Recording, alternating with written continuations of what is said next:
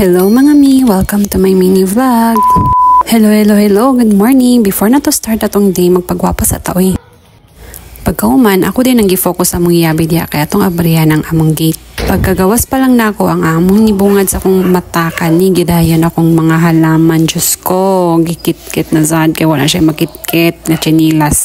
O nakakita rin ko silang mga tae diri sa akong gihipos. Ay ha din ako giabriya ng among gate. Ha, char lang. So pagkabutan ako sa yabi, nigawas din ko kay magpalit kog pan. So karon magbaklay lang ta mga mikay.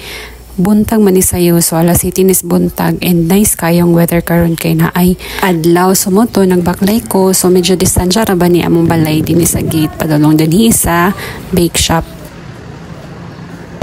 Kani akong mall 5 na. Oo, tagpila gay na. Pila galang 5? 40 kani dayon kay pila na yes. Ay ayaw lang nang miss di kanay langaw di nilang dapit di kanang walay langaw nara langaw sa sulod.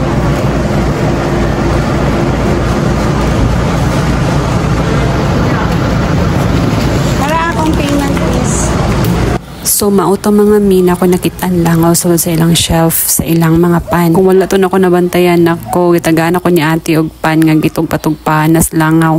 So mauto fast forward ni balik na kog baklay sa Mambalay, nakaabot ako sa Mambalay and nakita din ako ning duha ka mga ero and akong mga anak. So just ko buntag pa nag cellphone ug nag tablet na. So ako silang gipang tawag ali na mo din hey kay mga untag pan. So fast forward na pud ta mga mi nagpatuyok na pud ko ani among washing machine o paghuman akong gift spin ang among mga sanina and then ako din na yung gihalay kay nice king weather karon. So before na ko i-end akong video mga mi, please don't forget to share and like or heart sa akong video and palihog na lang pud ko comment kay para ako pud kang maadtuan sa imuhang page. Okay, so mora to, daghang salamat. Bye.